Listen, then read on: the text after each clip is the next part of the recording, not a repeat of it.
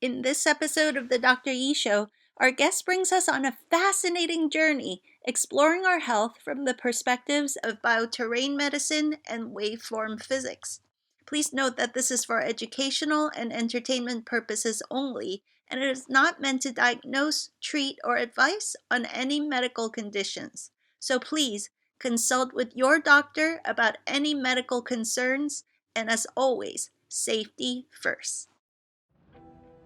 So Walter Russell is a key guy that you want to study. And he talked about right now, humanity is supposed to be in the age of transmutation.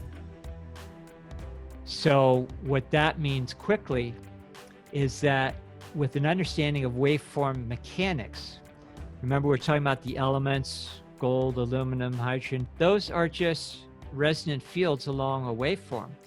Now, we even have little gizmos that demonstrate this, but if you know how to adjust the voltage and a configuration, with wires that create a waveform within a medium like water, for instance, you could recreate any element in existence, and a lot of things we don't even know that are in existence, and even hybrids between, say, you want to create a aluminum titanium hybrid. And we don't need to mine things anymore.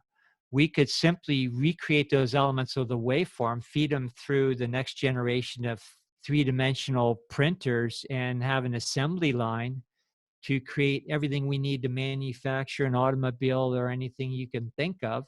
And then you could reverse the technology to disintegrate the element with the same principles so that you don't have landfills full of garbage. So, no mining things out of the earth anymore, no creating garbage. That's what you call transmutation. And the early alchemists understood those principles. Walter Russell took it into the technological age. Hello, this is Dr. Edith Ubuntu Chan.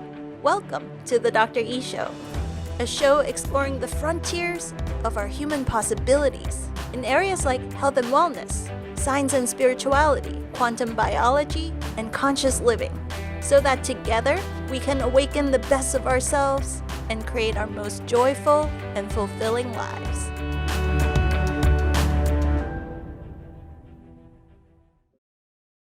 Welcome to part 2. If you haven't already, we recommend listening to part 1 first so that you can get the most out of this powerful conversation. Now, without further ado, please enjoy. So those waveforms are actually a product of universal consciousness. When you go out to nature, there are prevailing patterns. It's like the universal canvas.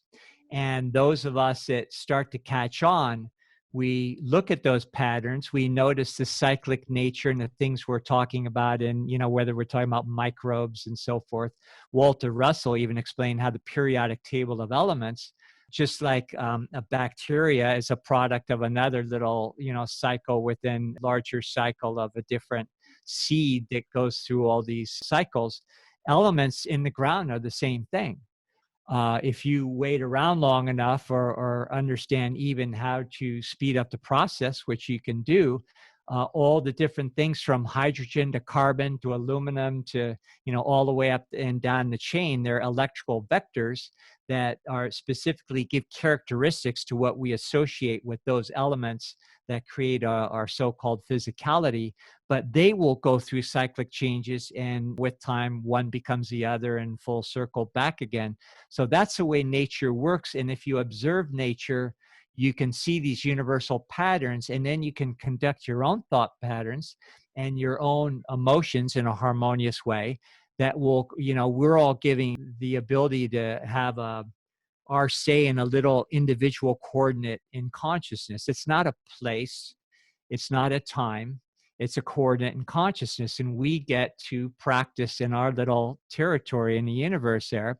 And if we mimic those forces then and co-create in the same way, then we have wonderful experiences in our body, in our relationships, in our finances, in our world at large would actually experience peace, and we wouldn't have a world of problems. Whoever said we had to have problems in the first place? So what Walter Russell showed is that not only is there a grand scheme and intelligence, but we are actually responsible without pictures in our individual lives and collectively. So if we then extrapolate all the way down to microbiology, we see that those organisms in our body are following or mimicking the same universal patterns. And when we get the big idea, then we can conduct everything we do and think and feel in accordance. And so that's where things start. So let's just pretend we live in a time and place where certain people want to keep us very afraid so that, oh, maybe we're easier to control that way or some such thing. Well, that is it can't not outpicture in our reality. And if we believe in, all these terrorists and beasties and everything ready to pounce on us at every turn, then, we will outpicture that. So that's the first thing that we really have to solve. So we can from there segue into how you can then take the diagnostic process to that level. So there are laboratory tests where I extrapolate, and it's nothing I thought of, by the way. I came up at a really neat time where I got to rub elbows with these icons in all these fields that, they were old guys like, my age back then. And, they're from Europe. There's some from, all over the world, from the States here. And it was a breed of people that grew up at a different time where they had the freedom that isn't really available now to explore things in different ways. And they were allowed to also explore their true genius, because all of us have true genius, but we never get to realize that because, again, we're caught in the maya of after effects and studying parts rather than going to the source where we'd actually come face to face with ourselves and our true potential. So these people, for whatever reason, like Walter Russell, he always admonished scientists to first go inward, just like the early Taoists. And, I learned more about the scientific method through my life of martial arts training, the internal arts, where you just spend time going inside. And, very special things are experienced when you do that. But what you also understand is you can't do it for somebody else. Somebody can't show you. And because we're so externalized into after effects, the typical scientific mind, as we think of it, is always saying, well, show me. I'm from the show me state, and you can't prove that. And it's like, well, it doesn't work that way. But when you go there, then you can put your creative faculties into play where you see the changes in your external environment, including in your health and in your microbiology. So when I do lab tests, I'll extrapolate chemical elements, but then put it in a mathematical equation that tells me what I call the line of resistance. It's the same thing I do for soil. I'll do the same thing for the body. And then I'll use chemistry to manipulate the electrical properties rather than look at things as far as from a nutritional perspective or just approaching things chemically. And depending on how that line of resistance is, it'll be skewed in certain ways where you can predict that, okay, this person, from what I'm seeing in these labs, is going to have problems in the upper right quadrant of their body. They're going to have shoulder problems. They might have lung problems and so forth. So there's a way to accurately understand through those electrical forces why a body is exhibiting problems in that area. So now you have the big picture, you have the solution as far as what you have to bring balance to, and then you take measures that will there's ways to further test to understand what you have to do about it, and then those measures, whatever comes up that brings back that balance, is going to tell you more of the story as far as what's going on in the person's liver or such. Another instrument I like to use, along with a lot of other methods, is it's a Lecker instrument. It's created by an Austrian physicist, and it's a dual impedance antenna. And without getting too technical, you can calibrate this to 18 different dimensions and many calculations within each dimension. It's just a little like, it looks like a slide rule of sorts, but it's able to pick up on the finer frequencies coming from people's blood, coming from the energetics in the room. Ernst Lecker, the physicist who developed this, and is still used today in the field of engineering and science, he used it to discern the ground forces and determine suitable places to build bridges and skyscrapers and things like that. It was later adapted to medicine by medical doctors. So here's the short of it. Walter Russell understood and drew out the whole way that waveforms emanating from our consciousness that are the creative force have 18 dimensions that then we would associate with different physical characteristics that we experience in our reality. And you can measure those and understand exactly where asymmetries in those waves are. And waves are actually like spheres chained together. You could think of it as a spiral. And I'm highly simplifying here. But when those spirals become asymmetrical, then that's where we get problems. And if you look at nature, it creates imperfect spheres. So depending where this instrument picks up the asymmetries, then I can understand through the medical adaptation of that where the problems are in a person's body, and then getting the reading with this instrument. And when I say dual impedance antenna, that's what DNA are. They're antennas, and they have little rungs that allow them to pick up in different bandwidths than other types of DNA. And so that's why it's not a good idea to get foreign DNA in your body, because it cuts off your ability to tune into the human genome. And if you're now have animal DNA, insect DNA, which is what's happening these days, then it cuts you off from the uniquely human attribute of having the ability to expand our consciousness and perceive in, different realms. So with this instrument, then I can match where the asymmetries are and determine, okay, I can broadcast a frequency that perhaps could even bring back symmetry on the spot without even having to do anything else other than broadcast a frequency. So as an example, say you have a C-sharp tuning fork and I have one as well. We're standing across the room and I activate mine, you don't touch yours. Yours is going to start resonating on the same frequency. So the dual impedance antenna does the same thing. It's going to, ping out a little frequency, a very specific one. And depending on the reading I get back from you, it's going to tell me if things are right or symmetrical, as we're talking about, or not. Then if I can get away with it, we can create, a symmetry on the spot. Very often these asymmetries on that level of electrical reality have crystallized into what we think of as the compression end of the creative cycle, which we call physical. And sometimes we have to do acupuncture or osteopathy or homeopathy or spagyric medicines and herbology, all these things. And then you can take those methods and test against the asymmetries and see what you have to do. And of course, along the way, it gives you very specific information as far as, what's going on at the body is what you and I would think as doctors, okay, do I need to treat their kidneys or, do they have a structural problem and so forth.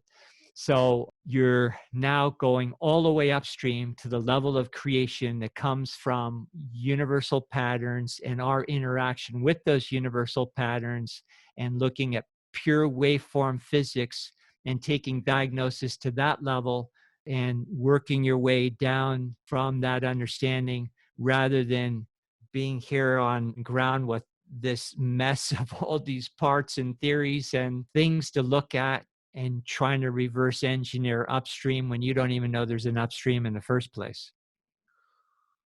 This conversation makes the entire medical model just seem so archaic. Is just an understatement, just completely backwards and upside down, like we're stuck in medieval times or something. We really are. And the interesting thing is, I know first time hearing this kind of thing, and it was for me too, not only does it stretch the imagination, but it seems really complicated. But once you wrap your mind around a few key principles and then also back it up with experience. And of course, information is not knowledge until you have an experience, and then it becomes knowledge. So, but it's much easier and much simpler. Walter Russell always said, you know, you're better off quitting school in the fourth grade, because a fourth grader at that level is more capable of understanding these things because they have a lot less to unlearn. And what you and I had to endure in all of our years in school is way more difficult to learn, way more complex. And I just have to sit back at this point in my life. I say, okay, I learned some valuable things. It wasn't just all a waste of time. But if it was the whole ball of wax, then why are we having more problems on the planet? Famine, war, more disease, epidemics. Why do things just keep getting worse? The more high tech we get, the more we think we know through double blind studies and all these things that are a fiction.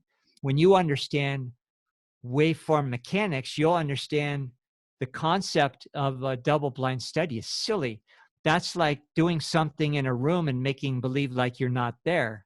It's all a product of your consciousness in the first place. And I mean, I like those things, and I, read results and get a kick out of them. But then if you think that that's going to somehow prove something when the whole thing is in vitro contrived in the first place, and then understanding the real forces that are even giving you the idea to create that artificial situation, to begin with, it's really kind of silly. So I think in order to get to the truth, we have to simplify things. We have to understand that the solutions are already there. We have everything in the world to say about what happens to our bodies and to our world. And for some reason, we've been taught different. Okay. So when I first met you, it was, I think, the first day of lockdown, and we're talking about all the behaviors of the toilet paper hoarding and all this stuff. And luckily, we're in good company. We can laugh about these things together, not be sucked into the panic.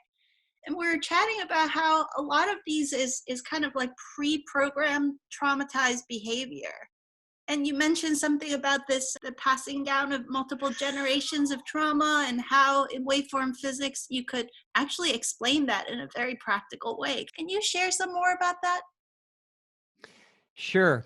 Waveform physics, you understand, again, you're talking about electrical forces, and every thought is going to create a real precise vector of force that, again, is going to play out in our, what we think of as real, as having very unique characteristics or experiences. Now, our body, for instance, is a composite of unlimited electrical vectors that create every cell, every process within the cell, and all create a collective that we understand as our body. All of these specific electrical forces, when you understand the mechanics of them, they actually mate with each other.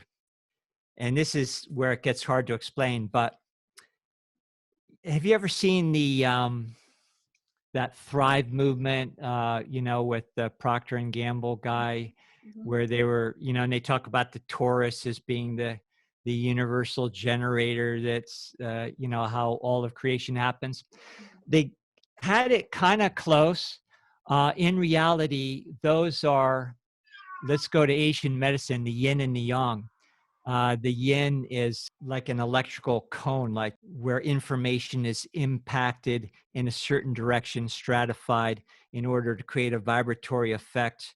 And then it meets the opposite, that they kind of meet at their apexes. And then they go back and forth in this hydraulic system. And in reality, they're creating a moment by moment reality. And so, as you see my hands moving around, my hands really aren't moving the way our senses report. It's actually like a movie, literally a very intense three-dimensional movie where each frame is created as a frame of a movie. And what keeps the next frame going, and according to our expectations of what we believe, is our belief system that creates the same electrical forces repeating in cyclic fashion over and over and over again. So these forces, though, and all the minutia of electrical vectors coming together to create what we think of as subatomic, atomic, there's no real atoms, but we'll just call them that, cells, our bodies, our, our entire process of nature, that's a byproduct of all these electrical forces coming together in these little mating rituals and creating on that level of the hologram, because it's all a holographic process, the frame by frame experience of what we think we're experiencing. Now, if you, for instance, have a belief system based on the contagions we get from our parents that, are the electromagnetic forces that we're very vulnerable to as a young, impressionable nervous system, we incorporate those electrical phenomena into us, and they repeat generationally until a light bulb comes on. They even create what we think of as our DNA. So, we're really trying to get into a genetic determinism where we say, well, you're given a deck of cards, genetically at birth, so you're going to have this happen, the same thing that happened to mom and so forth. Well, no, DNA can change, and it does change every moment.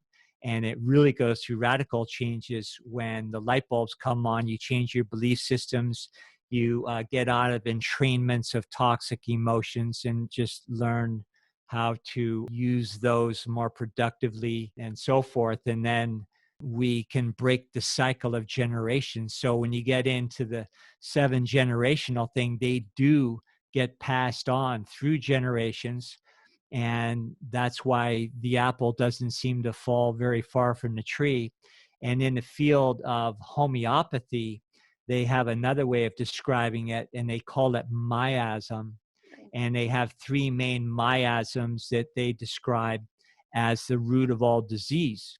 And now that's a real fascinating discussion, because each of the 3 miasms you can link to a specific historical point in the human drama and study what those cultures, what those peoples, civilizations were going through at that time, that then created that electromagnetic collective phenomena that in homeopathy we call a miasm, that then becomes the root of upper respiratory problems, which are the scourge of our day, the cancer miasm, the luetic miasm, which is, the progenitor of all the pelvic afflictions that we have in our body. And so other cultures and systems of medicine talk about it in a different way. But going back to waveform physics, it's a product of these electrical forces that are passed down generationally. And until somebody steps out of that chain and changes their mind and the way they feel about things, it's going to keep going on and on and on. Then why does it take so much work to break free from old limiting belief systems? Like, a lot of times we even can observe that we're acting in limited, scared ways, and we know that is irrational, but we can't break free. Why is that so hard for us? Or should it be not that hard? Yeah, well, I have my own thoughts on that, and I don't pretend to have the secrets of the universe here. All I can do is repeat what I've experienced, and based on what I've applied from greater minds than myself that I've learned from. So one thing, just in our so-called physical body, we have nerves, and the ends of these nerves, these dendrites, they have like these little hands, and they morphologically change size, shape, and function to accommodate different hormonal secretions that are the product of how we think and feel. And if we live in a fight or flight reality, which I would say is the reality I was born into, I don't know about you, and I think most people, well, those neurons are literally in the physical shape to accommodate hormones that maintain a fight or flight reality. And you work with people all the time. It's a matter of coaching people. You know, you learn how to meet people where they're at and not just, you know, talk about all this kind of stuff. You know, you keep it pretty basic and take baby steps. And sure enough, you know, maybe a few months down the road, they're thinking differently, their body's behaving itself. And it then becomes possible for them to maybe entertaining different concepts, different types of lifestyle that they never would have been open to in the first place. And that's because you've given them time to accommodate on many levels, including on the neuronal level, where those nerves are going to start morphologically changing to accommodate different levels of chemical secretion even.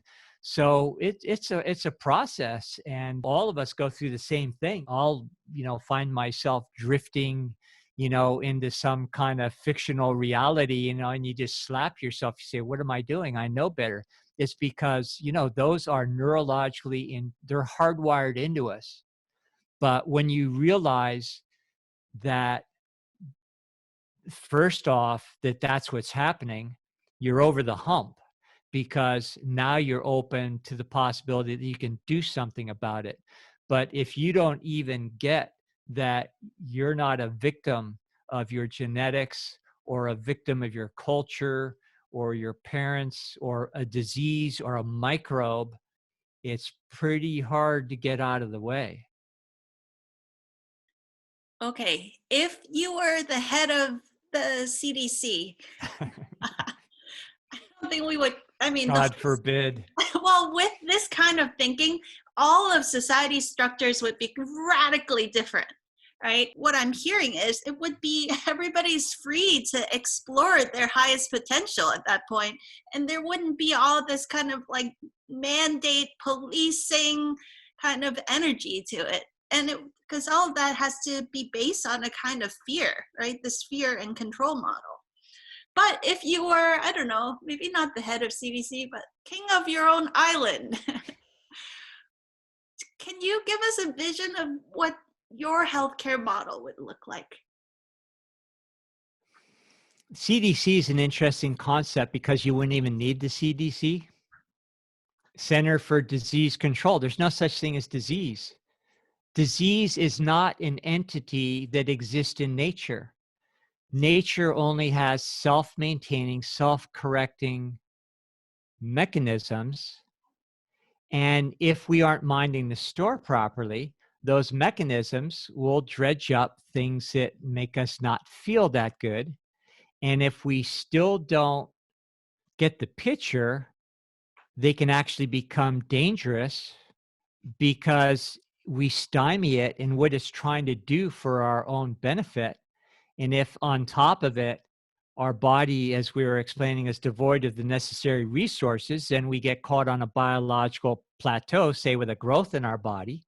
And instead of going full circle and going away without us even knowing about it, like I used to see those little scars in people's bodies, they didn't, you know, they didn't die of that stuff. But now the growth goes unabated, and it starts using up all your resources and can create obstructions and eventually starve us out. There's ways to turn that around, by the way. But back to, okay, if I was king, well, I think the wisest of monarchs would realize that you let the subjects make up their own minds and have their own experience, and you wouldn't be king if you told people what to do.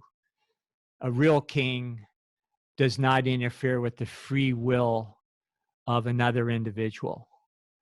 And when you treat people that way, you have children. My children are all like in their 40s now. But if you over police your children and try to micromanage their lives, it's not the best way to create a disposition of confidence and sovereignty. That you take away the learning and the experience that they need. So if you want just creative, content, responsible adults, you leave them alone. And the police state does the opposite. It makes people act out like children. And the fear, of course, that's really been cultivated in our culture will then play out in the insecurities that you see in people these days. And their fear becomes so great that if somebody comes along with a different idea, then they get angry at you Mhm. because they aren't ready to go there.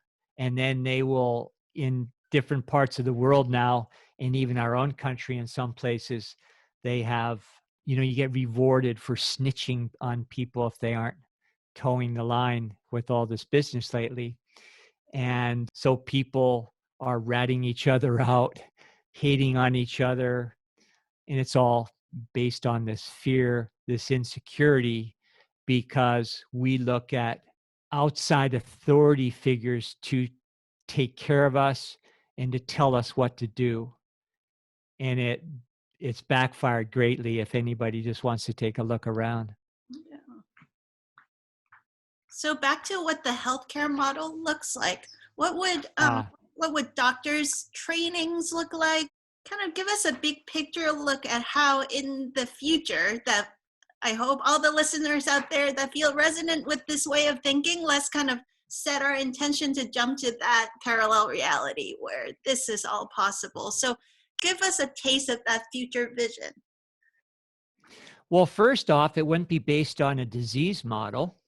And, in the time of Hippocrates, they looked at medicine as a sacred science, and it followed the principles of universal law. And also, the intention of medicine was to reconnect people to their own creative source, whatever you want to call that.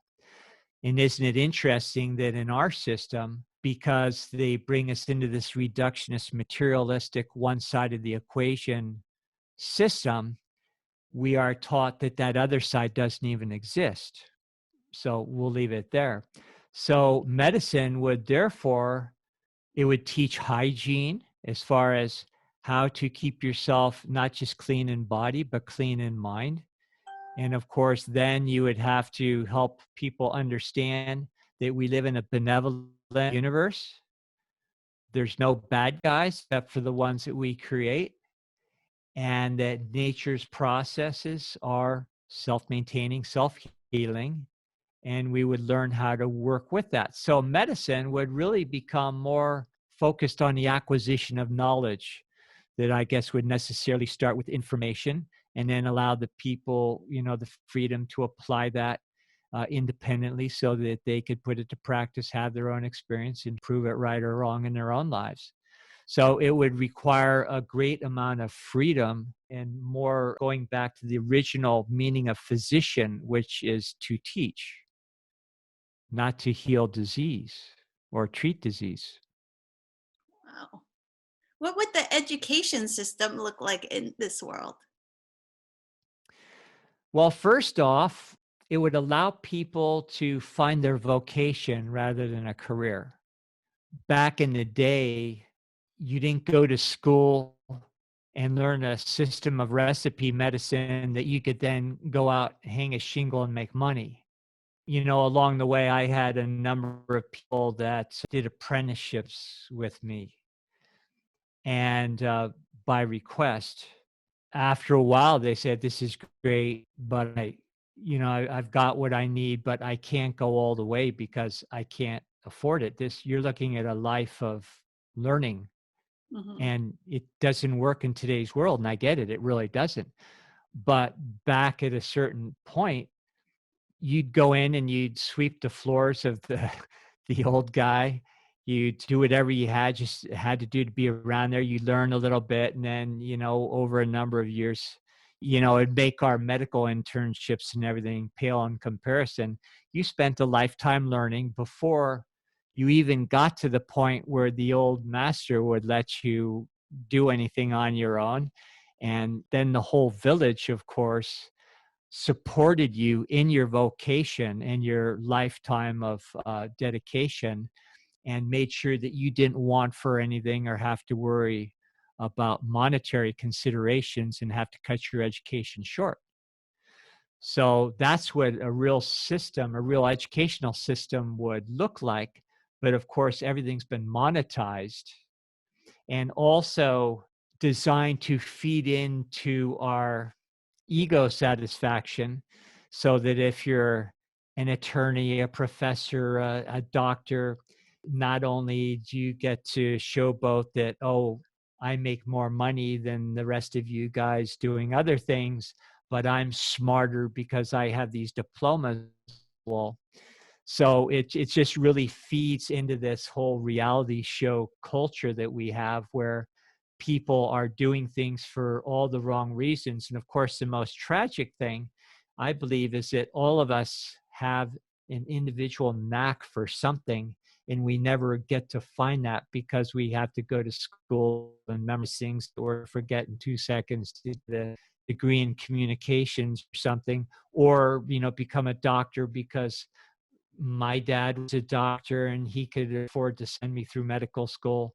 So, yeah, the educational system, and there were times on this planet, and there's good evidence for that, that these sorts of systems based on supporting people and finding their purpose in life, their true vocation, they would also not only allow them to serve, rather than just merely make money, but they would also have the opportunity to complete their mission on a soul level, as far as what they're here individually to get in the first place.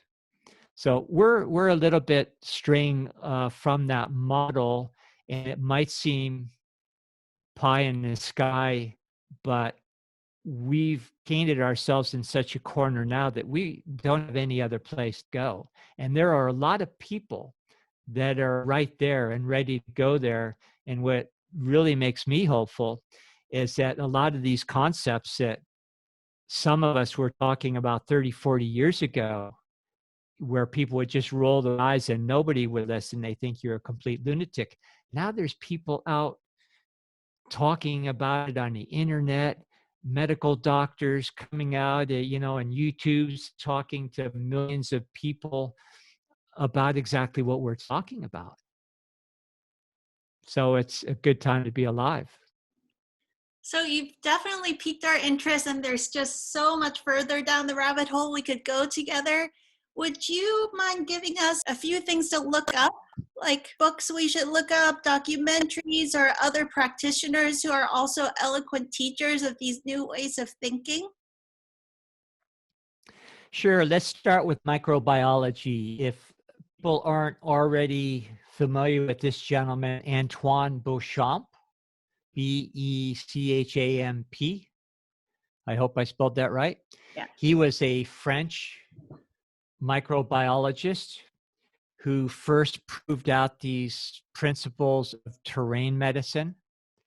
Unfortunately, he had a contemporary by the name of Louis Pasteur that stole his findings and then used them to create the germ theory, because he had certain political forces behind him that profited by having a germ theory of disease. So I would, there's a great book. It's Béchamp versus Louis Pasteur.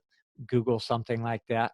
The next guy you could look up is Gunther Enderlein, who then took it to the next level of understanding how microbes progress in a cyclic fashion to fulfill certain functions in our body. Gaston Naissance took that work to another level. I got to interact with him a little bit personally. He created the next generation of dark field, which is called a somatoscope. Royal Rife is, of course, legendary. He created the universal microscope, he called it, which was better resolution in light years in advance of anything we have to this day, even, where he could look at these microbes and see them in a way that I can't see under my microscope. We could get into a discussion how we overcome that, though, because when I'm looking at these protids, these little seeds of these organisms under the microscope, I take a whole bunch of slides and put different solutions that contain the seeds of different organisms. And then if the environment in that blood sample is such, you'll see an immediate development of that particular family of microbes. And then you can, from that, extrapolate what you're dealing with. So we've learned tricky ways to overcome our lack of technology that Royal Rife had. So Royal Rife is a great guy. Then I would go jump right to Walter Russell, because if people understood Walter Russell, he's the missing link. He really is.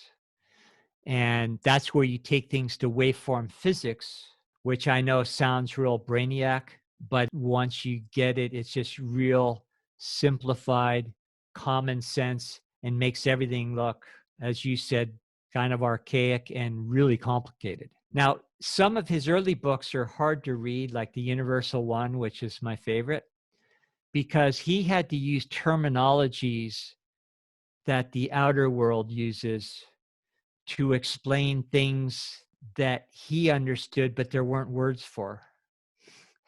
So it gets a little confusing. He got a little better at that in his last book. And his last book was called Atomic Suicide. It has an ominous title, but it's really one that everybody should read, and would encapsulate all of his teachings that I think most people could understand. That would change the world if people could just get those concepts, because they aren't just concepts. There's things that you can put to practical use right now in every phase of your life, including engineering and medicine. And he talked about right now, humanity is supposed to be in the age of transmutation. So what that means quickly is that with an understanding of waveform mechanics, remember we're talking about the elements, gold, aluminum, hydrogen, doesn't matter. Those are just resonant fields along a waveform.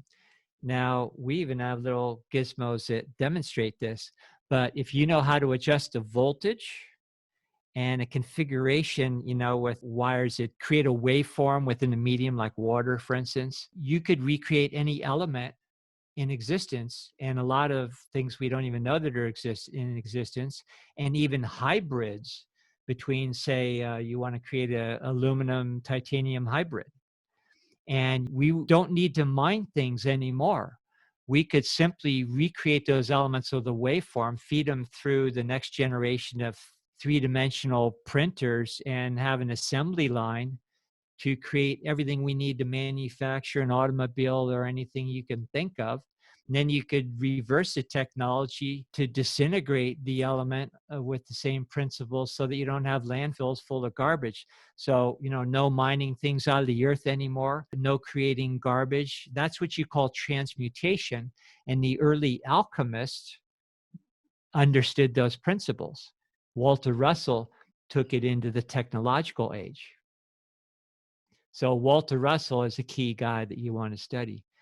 I like some of the greats, of course, like studied anthroposophical medicine for a long time. So Rudolf Steiner, and, you get into some of those people, and depending on people's religious inclinations, sometimes they confuse that with principles that might be contradictory to what they believe, and they get a little suspicious. But when you understand who these people were, what they're talking about, it's in complete alignment with everything we've been talking about today. And they're the first ones to say, yes, there is a creator, there is universal law. And if we all followed suit with their belief system, we wouldn't have problems in the world, and we sure wouldn't be hating each other or living in a state of fear. Okay, as I'm listening to you talk about Walter Russell, I'm thinking about all the concerns out there about 5G, because we are energy and electromagnetic fields being manipulated. There's a lot of concern in the community. People that are tapped in are really worried about where society is going. Is there a higher level technology where we can protect ourselves from all of this? Yes. And our level of individual consciousness, if we took it up to a high level, that would be the best protection we could have, because we could render ourselves invulnerable to these forces. In the meantime, we're all in different degrees along the same path. And I take precautions I live out in the boonies where there's none of that stuff.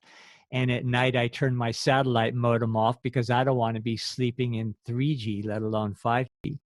We also have to understand that 5G is a military weapon and it was created as such, and it's not a new development. It's been around for a long time. Another story. So the best thing we could do is, again, to be educated so that we could peacefully, as a collective, not use those technologies. Just reject them, even if you have to throw your cell phone away. If they don't give you any choice, between 5G or a lesser microwave that's still bad for you, but maybe not quite as bad as the penetrative abilities of 5G. So there are things that we're looking into now that could possibly help us. There's low-tech solutions that if you live in the city and you're surrounded with smart meters and 5G from other people's modems next door, there's shungite rocks and things that do have the, natural abilities to, like a sponge, soak up some of those and protect your environment. We're going to have a gentleman on our podcast that's going to talk more about that. We have some scientists from Switzerland that have created something called the 90-10 technology. We're exploring that. Very hopeful, that could very possibly protect us from those waves. But if they succeed, and I say they, in putting up these towers at the rate that they're doing it, we're going to have some problems. And I don't go into fear about it, but I hope that it would be a motivating force for us to come together. And there are many groups of people now that are going through legal channels and also just congregating in groups, not with pitchforks or anything, but just saying, no, we don't want this. And also, there's ways to hold officials, the front men for all these companies and other interests that are doing this, but, officials, meaning bureaucrats and politicians, holding their feet to the fire and holding them directly responsible. So we're going to have to become activists in one way or the other. We can't just sit around. So I guess to answer your question, yeah, there's some things to help buffer ourselves, but at the same time, we're going to have to get off our duffs. How do you harmonize living in a world that is so backwards, knowing everything that you know? How do you walk around this planet and just not go crazy? It reminds me a little bit in Matrix. I can't remember the character's name, the guy who was like, had left the Matrix and he said, you know what, ignorance is bliss, put me back into the Matrix. Yeah, You know that that's a great character? one. I Yeah. feel like sometimes we all kind of wish we didn't know so much, I've had that thought a few times myself.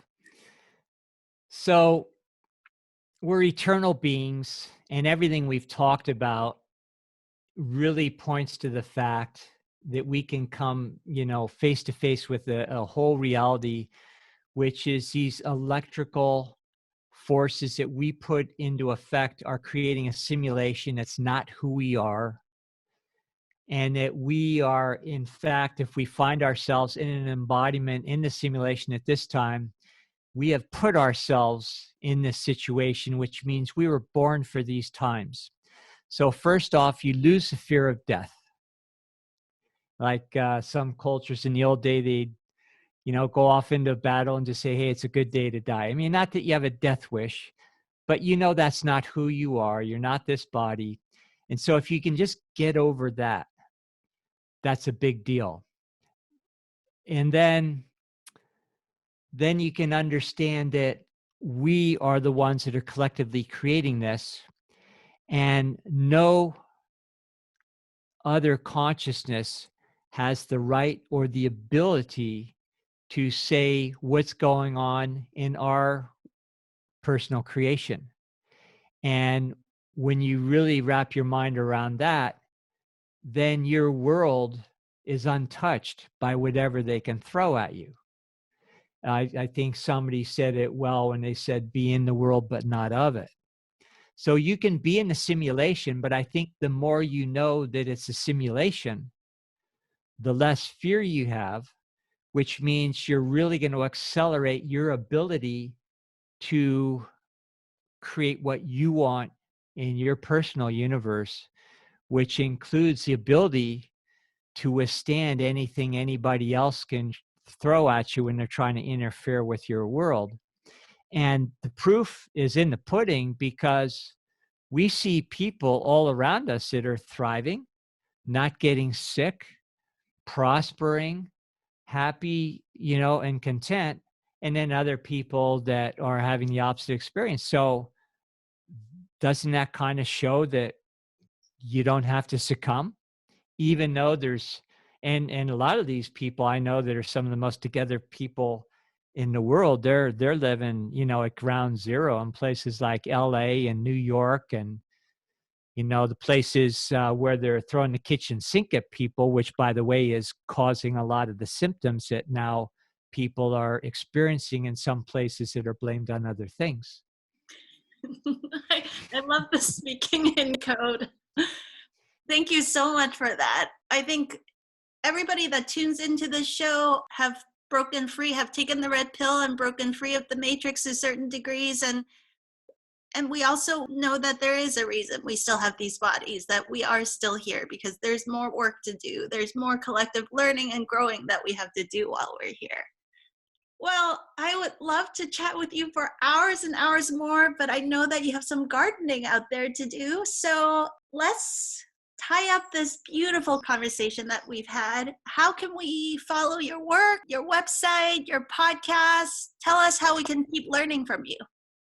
We have a new website coming up here in a week or two that's going to reflect more our agricultural base, our foundation. We have a co-op. We self-fund ourselves because we grow medicinal herbs and create products from those things. And then we sell those on the website. And our website is alfavedic.com, spelled ALFAVEDIC.com. But more importantly than just the products, because we think conscious commerce, where you're putting out things that embody the principles that you teach. For instance, we have a permaculture farm. We teach permaculture here in the area. We teach organic gardening to low income groups so that they can grow their own nutritious food to create their own food banks. It's been very successful before all this shutdown happened. Right now, we're supposed to be right in the thick of our teaching classes this year. But so we do a lot of community work. And that website is going to lead you to just our little story, our cooperative, where we band together with other permaculture farmers across the world and in our location. And we strongly believe that individualized local farms growing, nutrient-dense, clean food that simultaneously maintains the ecology and builds good ground topsoil for future generations rather than using it up like commercial farms. So, that's what you'll see in our website. We also get a lot into alchemy, and how we create spagyric medicines and all sorts of fun things. So we do our own podcasts, and love to have you on there very soon if you're open to that. Honored. So that's the way you can get a hold of me. I personally don't have Facebook pages and all that because I just don't do it. So our partner who takes care of more of the technological things, he, runs everything through the website there. Great. You guys, I hope, just like me, I have so many more hours of exploration of Dr. Barre Lando's work that I'm so excited to do. I've been binge watching his show, and every episode is full of mind-blowing, beautiful, heartful information that is immediately actionable, but also just raises, there's like a transmission of a new possibility and just makes you see all aspects of life from a new perspective. So I highly recommend his podcast, and I'm excited to study. I have a lot of homework to do here. So to tie up this beautiful conversation, our show and our community is really about exploring the frontiers of our human possibilities. And this whole conversation has been about that, breaking free from small-minded, limited, reductionistic thinking and seeing all the dimensions and the magic and mystery and alchemy of life. So after so many diverse paths and all this exploration, if it's possible to distill all of that into one very simple principle, what is the single most important thing we should know on our journey of exploring our highest levels of human possibilities? I would say just understand that this is a two-way give universe. It's not about taking, it's about giving, and it's about love. And I'm not, saying that in a sappy, new agey way, but love is the highest frequency that if we can stay within that and just always seek to serve other people, then we'll get everything and more that we could possibly imagine.